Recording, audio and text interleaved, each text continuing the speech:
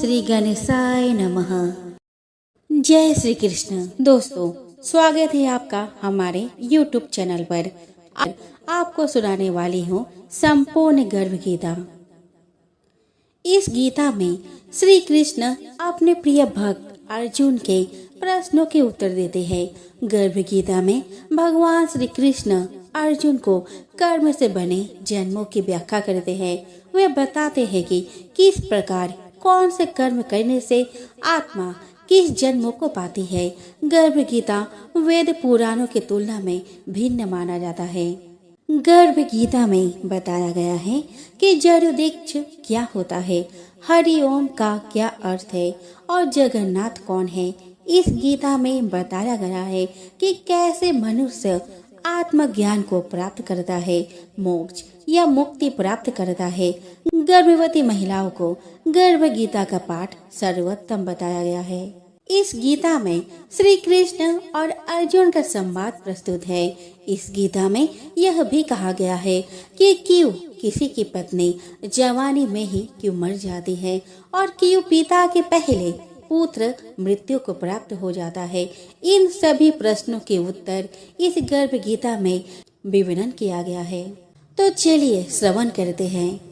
गर्भ गीता की शुरुआत में अर्जुन भगवान से यही प्रश्न पूछते हैं कि आत्मा का पुनः पुनः जन्म क्यों होता है, इस जन्म में उसके क्या कर्तव्य होते हैं, किन पाप कर्मों के कारण यह जीवन में अनेक दुखों को पाता है और किन कर्मों के कारण वह जीवन में अनेक सुखों की प्राप्ति करता है और अंत में वह कौन सा मार्ग है जिसके द्वारा वह मोक्ष और मुक्ति को प्राप्त करता है, अर्थात वह आत्मा कब भगवान में ही लीन हो जाती है और उस आत्मा का जन्म मरण का सारा दुख समाप्त हो जाता है।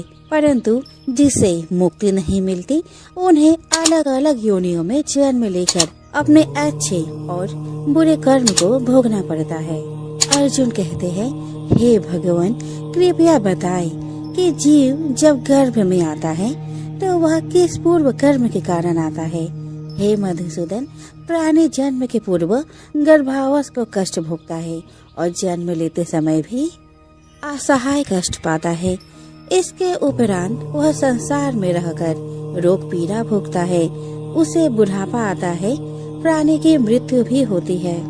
अस्तु प्रभु जी, कृपया यह बताएं कि वे कौन से कर्म हैं जो प्राणी को जन्म मरण से रहित बनाते हैं।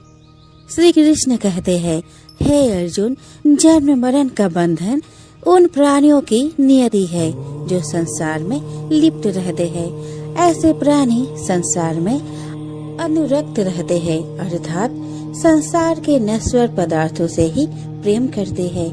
वे सांसारिक वस्तुओं की कामना करते हैं। प्राणी संसार की माया पाने की चेष्टा तो करता है, परंतु मेरी भक्ति पर ध्यान नहीं देता। इसके कारण वह बारंबार और अनेक योनियों में जाकर जरा मरण का दुख उठाता है। अर्जुन कहते हैं, हे जनार्दन, सांसारिक मोह माया से मुक्ति तो बहुत कठिन है। माया चित्त हर लेती है। मन काम, क्रोध, लोभ, मोह और अहंकार रूपी विकार से गिरा मदमस्त हाथी है। तृष्णा रूपी शक्ति से प्रेरणा देती है। 5 विकारों में अहंकार प्रबल है जो कि प्राणी को नरक में ले जाता है। हे ऋषिकेश, इस मदमस्त हाथी को कैसे भस्म किया जाए? मन को भक्ति में लगाने हेतु क्या उपाय करना उचित है? श्री कृष्ण कहते हैं, हे धनंजय, जैसे मदमस्त हाथी को भस्म करने के लिए अंकुश की आवश्यकता होती है, उसी प्रकार मन को वश करने के लिए अभ्यास द्वारा ज्ञान प्राप्त करना आवश्यक होता है। भक्ति और ज्ञान बराबर अभ्यास करते रहने पर ही प्राप्त होते हैं। अर्जुन कहते हैं, हे मधुसूदन, आपके भक्ति के लिए कोई वन खंडों में जा रमते हैं और कोई बैरागी बनकर स्थान स्थान पर भ्रमण करते रहते हैं। हे प्रभु, कृपया बताएं कि आपकी भक्ति कैसे मिल सकती है। श्री कृष्ण कहते हैं, हे अर्जुन, मेरी खोज में वन वन भटकते सन्यासी अथवा स्थान स्थान पर जाने वाले बैरागी मुझे तब तक प्राप्त नहीं कर पाते जब तक उनके हृदय में मेरा निवास नहीं होता।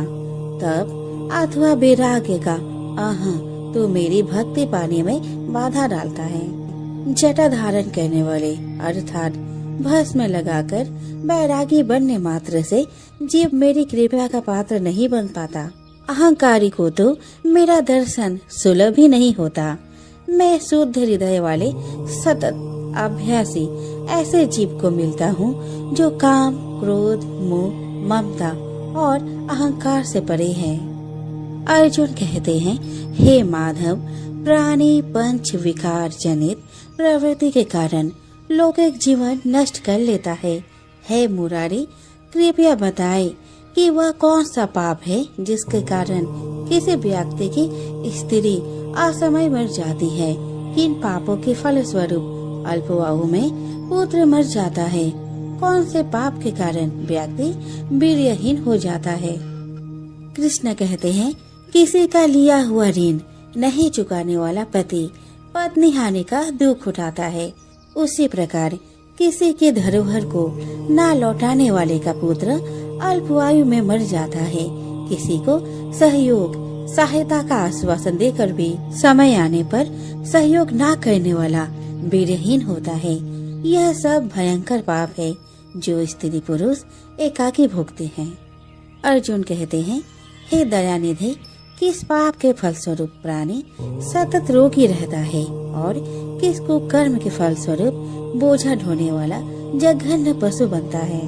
श्री कृष्ण कहते हैं, हे अर्जुन, कोई सौभाग्यकांक्षिणी कन्या को बेचने वाला सतत रोगी रहता है। अभक्ष्य भोजन और मादक द्रव्यों का सेवन करने वाला अधम योनि में जन्म लेता है।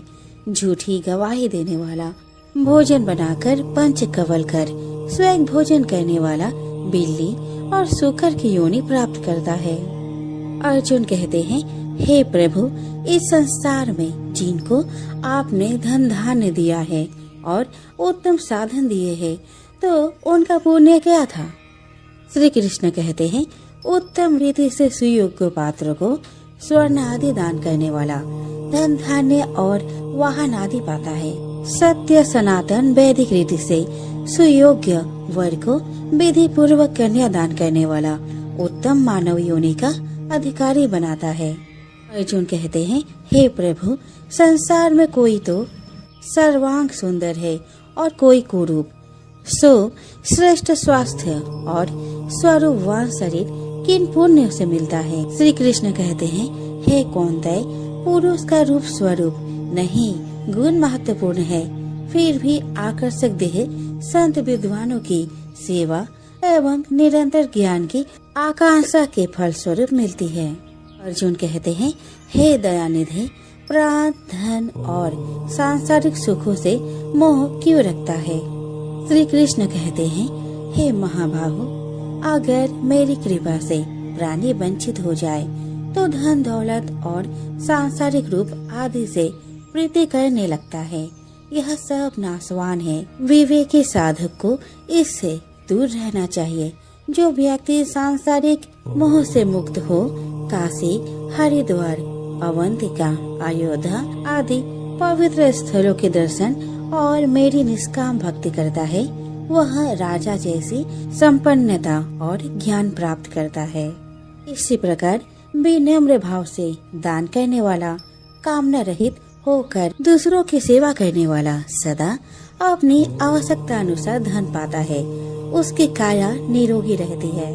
अर्जुन कहते हैं, हे प्रभु, प्राणी में रक्त विकार, खंड, वायु, अंधा अथवा पंगुता का कारण क्या है, बताने की कृपा करे। श्री कृष्ण कहते हैं, हे धनंजय, मेरी भक्ति से परे मायालेप नशे व्यसनों में रत रहने वाला, क्रोधी, रक्त विकार, आलस्य से डूबे, दरिद्र, सिर संयम रहित, खंड वायु जैसे रोग से ग्रस्त होते हैं, पतिव्रत धर्म का उल्लंघन करने वाली स्त्री और संयम रहित पति में पंगुता, ज्योतिहीनता आती है। अर्जुन कहते हैं, हे जगत गुरु, कृपया करके गुरु दीक्षा के विषय में कुछ बताए। श्री कृष्ण कहते हैं, हे कौन्तेय, तुम धन्य हो और धन्य है तुम्हारी माता। तुम्हारा ये प्रश्न संसार के लिए कल्याणकारी है। हे पार्थ, संयमी और इंद्रियों को वश में करने वाला कोई सिद्ध पुरुष जो इस भक्ति और परोपकार में लगा हो, गुरु रूप में धारण करे। अपने गुरु के मार्गदर्शन में मेरी आराधना कर व्यक्ति गुरु कृपा से मेरी भक्ति पाता है। ऐसे गुरु से विमुख प्राणी सप्तग्राम को मारने का पाप भोगता है। उसका मुख देखना भी पाप है। जैसे मदिरा भांड से सटा गंगा जल अशुद्ध हो जाता है, उसी प्रकार गुरुद्रोही गृहस्थ साधक की साधना निष्फल रहती है। ऐसे व्यक्ति कुकर, सूकर, काक आदि योनियों को पाता है। वह अजगर के समान आलस्य में डूबा तिरस्कार पाता है। अतः गुरु आज्ञा पालक, साधनशील, व्यसन रहित जीवन व्यतीत करना चाहिए। हे धनंजय, गुरु दीक्षा बिना साधक का उद्धार नहीं होता है। मेरी भक्ति की इच्छा करने वाले को गुरु धारण करना उत्तम है। जैसे नदियों में गंगा, व्रतों में एकादशी और जीवों में मनुष्य तन श्रेष्ठ है, उसी प्रकार साधक की सिद्धियों में गुरु कृपा श्रेष्ठ है। गुरु सेवा का फल असम्यक यज्ञ से भी अधिक फलदायी है। प्रसंग है कि साधु, गृहस्थ, इंजीनियर, अध्यापक, डॉक्टर, वकील, राजनेता, वैज्ञानिक ये सभी बच्चे के रूप में अपनी माता से ही जन्म लेते हैं और उन्हीं की गोद में संस्कार पाते हैं। अतः यदि माताएं शुद्ध संस्कारी होंगी तो बच्चे भी शुद्ध संस्कार प्राप्त करते हुए बड़े होंगे। पत्नी का काम है कि वह विवेक पूर्वक घर परिवार को चलाए। इस प्रकार परिवार सुधार के संदर्भ में स्त्रियों का बड़ा ही दायित्व है, इसीलिए उनका आदर आवश्यक है। आदर तो एक छोटे सदस्य का भी होना चाहिए। फिर गृहिणी, जन्मदात्री और संस्कार दात्री का आदर करना अत्यंत आवश्यक है। वृद्धों का शरीर बल लूट जाता है, परिवार पर उनका शासन भी धीरे धीरे हट जाता है। अतएव अधिकतम वृद्धों के मन में निराशा, रूखापन और असंतोष उत्पन्न हो जाते हैं। इसीलिए वृद्ध धीरे धीरे थोड़े चिड़चिड़े हो जाते हैं। उनकी थकी दृष्टि में चारों ओर सूनापन दिखाई देता है। अतः परिवार के स्वजनों का कर्तव्य है कि वे वृद्धों का पूरा सम्मान दें, उनकी सेवा और आदर करें। परिवार वाले वृद्धों को यह अनुभव न होने दे कि उनका उस घर में कुछ नहीं रहा। वृद्धों को ऐसा लगे कि परिवार वाले हमारे अनुगामी हैं। दूसरी बात, 10 दिनों बाद तुम भी वृद्ध हो जाओगे। जो आज वृद्धों की आवश्यकता है वही तुम्हें 10 दिनों के बाद चाहिए। अपने ही कर्मों के फल भोग सबको मिलते हैं। अगर तुम वृद्धों की सेवा किए रहोगे तो तुम्हें भी बुढ़ापे में सेवा मिलेगी। अपने को सेवा की आवश्यकता पड़े या ना पड़े, हम वृद्ध जनों की सेवा करें और उन्हें सम्मान दें। गृहस्थ और मठाधीशों का परम कर्तव्य है दरवाजे पर आए हुए अतिथि एवं अभ्यागत का यथा योग्य सत्कार करना। यह भारतीय नीति शास्त्र का नियम है। अभ्यागत गुरु के समान आदरणीय है। जहाँ अभ्यागत का आदर व सम्मान नहीं होता, वे परिवार तथा समाज उस जमीन की तरह उन्नतिहीन हो जाते हैं। अतिथि सत्कार से सुकीर्ति और संपत्ति बढ़ती है। जहाँ शाम को इकट्ठे होने पर अपने विचारों और बातों को एक दूसरे के सामने रखते, एक दूसरों के सामने पढ़ने पर गंभीर हो जाते हैं। एक साथ न भोजन करते और न बैठते हैं। समझ लो ऐसा परिवार एवं समाज का विघटन शीघ्र होने वाला है। परिवार एवं समाज के लोग जब शाम को इकट्ठे होते हैं तब वे यदि एक दूसरे से हंस हंस कर बातें करते हैं तो मालिक को अपने अपने कर्मों का लेखा जोखा देते तथा एक दूसरे को निश्चल होकर बताते हैं। तब यह निश्चित समझा जाता है कि इस परिवार एवं समाज के लक्षण शुभ है। कोई व्यापार घाटे में चले तो यह कोई व्यापार नहीं। व्यापार वही सफल है जिसमें मूलधन तो बना ही रहे किंतु मुनाफा में निरंतर वृद्धि होती जाए। अधिकतम लोगों का यह व्यापार घाटे में ही चलता है। अधेर अवस्था में जो कुछ प्रसन्नता शेष है वह सब भी बुढ़ापे में काफूर हो जाती है। इस प्रकार मानव जीवन रूपी व्यापार निरंतर घाटे में चलकर अंत में इसका दिवाला पिट जाता है। बहुत कामना अहंकार प्राणियों से द्वेष, बात बात में क्रोध एवं द्रोह, असहनशीलता, कुछ भी घाटा न उठाकर थोड़े थोड़े में मुकदमेबाजी आदि करके लोग अपनी जिंदगी को नर्क के जैसा बना लेते हैं। हंस हंस कर प्रसन्नता में जीने योग्य जीवन को ईर्ष्या, द्वेष, दुख, संताप में जल जल कर जीते हैं। सब भौतिक सुख सुविधाओं के पा जाने पर भी संसार के अधिकतम लोग निरंतर नरक में जीते हैं। ईर्ष्या, द्वेष, कलह, बेमनस्य, वेर, चिंता, मानसिक उलझन आदि से लोग निरंतर पीड़ित रहते हैं।